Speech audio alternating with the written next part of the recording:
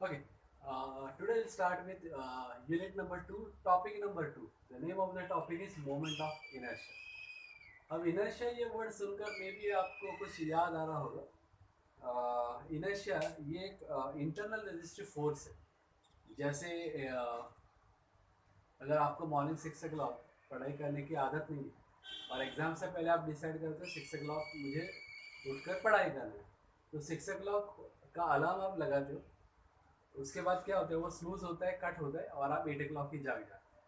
That is nothing but inertia. अब technical language में inertia अगर बताएंगे तो कोई कार बंद पड़ चुका है, कोई कार बंद पड़ चुका है, उस पर आप उसको स्टार्ट करना हो तो आप क्या करते हो, पुश कर रहे हो, उस कार को पीछे से पुश कर रहे हो। तो इनिशियली बहुत ज़्यादा फोर्स अप्लाई करना पड़ता है, लेकिन एक बार वो रनिंग कंडीशन में आ गया तो कम फोर्स में भी आगे जाता है। लेकिन अगर स्टार्ट हुआ ही नहीं और ब्रेक भी अप्लाई नहीं हो रहा है तो आपको आगे जाकर उस कार को रोकना पड़ेगा। रोकने के लिए भी ज़्यादा फोर्स अप्लाई करना पड़ता है। Why? Because body tends to resist the change in motion. आप जीरो से कुछ मोशन में लेके जा रहे हो, बॉडी रेजिस्ट करेगा। कुछ मोशन में है तो आप स्टॉप करने जा रहे हो, बॉडी रेजिस्ट करेगा। That internal resistive force is called as inertia and moment is what force into perpendicular distance। लेकिन इन दोनों का यहाँ पर कोई रिलेशन नहीं है। Reason is inertia internal force होने की वजह से वो एरिया पर डिपेंड करता है, किसी भी बॉडी के क्रॉस सेक्शन एरिया पर डिपेंड करता है। और एम आई ये ऐसा कंसेप्ट है जो सेकेंड ईयर मैकेनिकल सिविल को यूज करना ही पड़ेगा। लेकिन अभी मैं आपको बता दूं कि अगर यहाँ से लोड अप्लाई हुआ, ये बीम है और ये कॉलम है, तो because of application of load ये जो बीम है वो बेंड होने के चांसेस है। तो ये जो मोमेंट ऑफ इनर्शिया ये क्या करता है, दिस रेजिस्ट द बेंडिंग।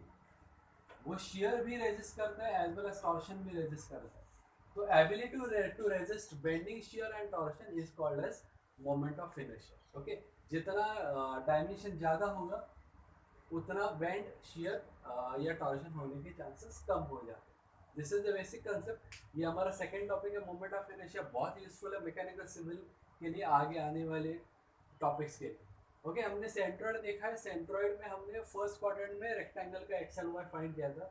अब इस केस में सेंट्रॉइड से X X and Y Y pass हुआ है। B breadth and B depth ये याद रखो, इसमें कंफ्यूजन करोगे आंसर रॉन्ग आएगा। Horizontal is B breadth, vertical is D depth. तो उसका मोमेंट ऑफ इनर्शिया का डायरेक्ट फॉर्मूला है B D cube by 12 and I Y Y को उल्टा करो, डी बी क्यूब बाई 12। इसका यूनिट क्या होगा, M M into M M का cube, M M raise to 4। Okay, for triangle base is B and height is H. तो centroid यहाँ पर है 1/3 डिस्टेंस या 2/3 डिस्टेंस से, एच बाई 3 डिस्टेंस पर है। ठीक है, वहां से X X and Y Y pass होगा। I X X is B H cube by 36, इसको उल्टा करो H B cube by 36। Circle के लिए circle is symmetric about X and Y, तो I X X I Y दोनों same ही यहाँ पर दिखाई दे रहे। एंड फॉर सेमी सर्कल ये फॉर्मूला कुछ ही प्रॉब्लम में यूज होता है, नॉर्मली ये फॉर्मूला यूज होता नहीं है। यहाँ से ऊपर आप जाओगे 4r/3 पे सेंट्रोइड आएगा, ये एक्स एक्स और ये वाई वाई। तो I X X 0.11/16 D raise to 4 pi by 120 D raise to 4। ये सारे फॉर्मूले आपको याद रखने, इसका कोई प्रूफ एग्जाम में नहीं आएगा।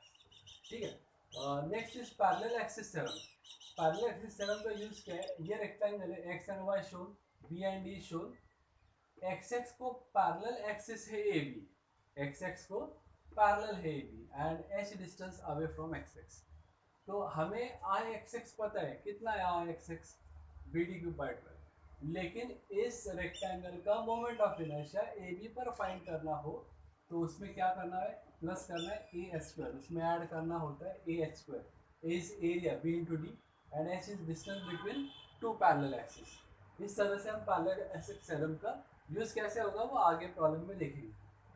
ओके, शॉर्टकट ये है कि अगर हॉलो रेक्टेंगल है, symmetric about X and Y axis या कॉन्सेंट्रिक आप कह सकते हो, ये कॉन्सेंट्रिक हुआ X X and Y Y, तो बिगर रेक्टेंगल का मोमेंट ऑफ इनर्शिया आएगा B D cube by 12, smaller का आएगा बी डी क्यूब बाई 12।